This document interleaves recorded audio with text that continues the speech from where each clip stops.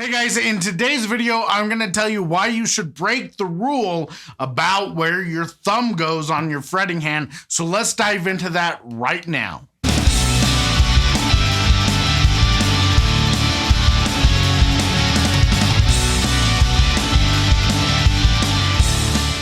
Now, just so you know, I am just as guilty as anybody as telling everybody that they need to put their thumbs up, back of the guitar, keeping it there all the time, right? I have taught that way for a long time, but lately I've had a change of heart, and I want to pass that change of heart along to you because the more that I teach and the more that I play, the more I realize keeping your thumb that way all the time, even when you're a beginner, isn't going to be the best thing for you. So let's dive into why that is the case and why you don't always want to keep your thumb perfectly in the middle of the back of the neck. First of all, when it comes to learning open chords, a lot of times people will say your thumb has to go in the middle of the neck and it has to be straight up and down, and then you use that to form your chords, right? That's okay, but here's the other thing about playing open chords. For a lot of beginners, strumming the right amount of strings can be difficult. For example, for a G chord, you're playing 6 strings. So you don't have to think about what you're strumming, you just strum willy-nilly, right? And same for E. But when you start getting into 5-string and 4-string open chords, that starts to be a little bit more of a problem, because if you just strum willy-nilly,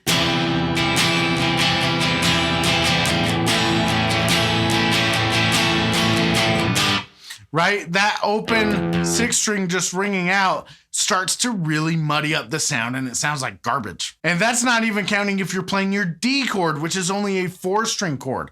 But in the beginning, just hitting 4 strings, that can be really difficult just for strumming. Right? That's a hard thing to do for beginners. So most people will just end up strumming all 6 strings. And that just sounds like hot garbage. We don't want that sound. So rather than having your thumb in the middle of the neck like this, what you do is you bring it around the top and you touch your 6th string with your thumb to mute it. That way, even if you're playing D, you can strum willy-nilly. And you do get the open A string to ring out, but that sounds a lot better than having that open E string. So use your thumb, bring it up around the top of the neck, and make sure that you're muting your 6th string with your thumb. This is one thing that a lot of people will say is total blasphemy, but everybody does it. Anybody who's been playing guitar for a long time, eventually they start just holding their chords this way.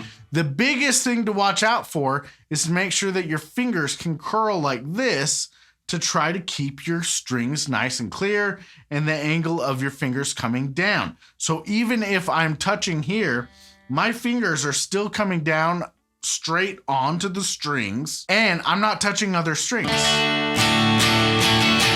It has nothing to do with my thumb position. Same thing for your C chord. You can wrap your finger around. But honestly, in that case, I like to just use my 3rd finger to just push it up and touch that. But if you're playing A, I use my A and I use my thumb to mute that 6th string.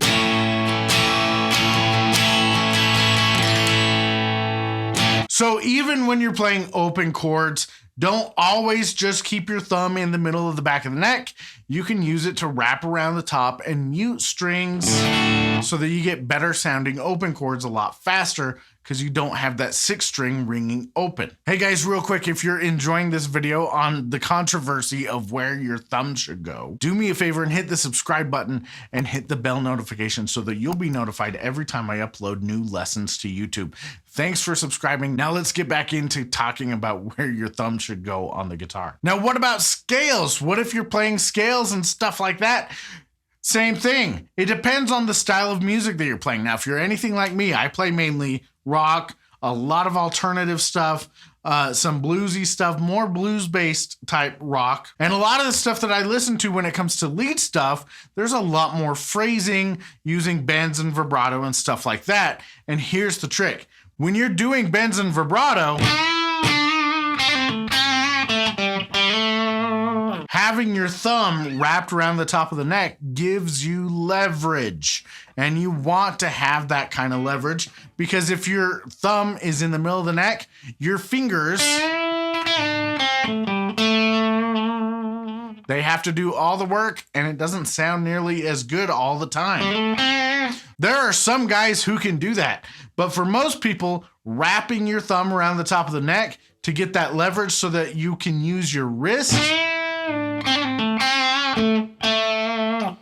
and you can use it to pull down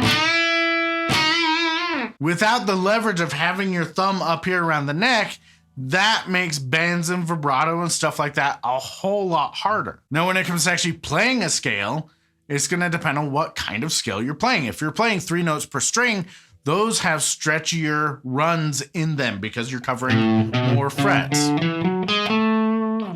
And so a lot of times for 3 notes per string, you go from up here and you drop it down to be able to do your runs. But if you're playing a standard traditional scale like a cage scale, then it's not going to matter because you don't have those stretches. So you can keep your thumb up there for that. Now, the other thing to note is there are a lot of guitar players who use their thumb to be able to fret notes like this. Right? You can do a lot of things where you're actually using that thumb as another finger to actually fret notes on your low strings. So guys, those are a few of the reasons why you should break the rule of where your thumb goes on your fretting hand, because there are going to be certain things that call for your thumb being up over the neck. And like I mentioned with 3 note per string scales and other things that are stretchier, there's going to be times where you want your thumb in the middle of the neck. So the big thing for you to get used to is switching between the two and using what's appropriate for whatever it is you're playing. There's no one thumb position that's going to be perfect all the time, because if you watch a lot of the great rock and blues guitar players, none of them have their thumb down behind the neck. They're all like this. Right? They're all using their thumb to do stuff, and they're all using their thumb to mute strings or to give them leverage to work with their phrasing. So don't glue your thumb to the middle of the back of your neck. Sometimes that position is going to be completely appropriate for what you're playing, and it will make things easier. And then there are times where having your thumb up over the neck is going to make it a whole lot easier for you as you're doing more phrasing. So that's it, guys. Have fun with that. Go break that rule about where your thumb should go and use the appropriate position for what it is you're playing, because different thumb positions are going to work better for different things. So have fun with that. Thanks for watching today. Now, if you watched this far in the video and you enjoyed this, I do have a gift for you at my website. If you go to simpleguitar.com/top10, there I have a gift for you called the top 10 things to learn on guitar first. And I'll tell you what, in that guide, I tell you to do things with your thumb behind the neck.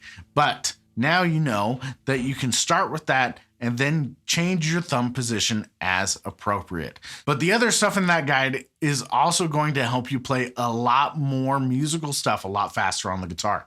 So go get that guide, download it, have fun with it, have fun messing around with your thumb position and trying out different things with it. And I will catch you in the next video.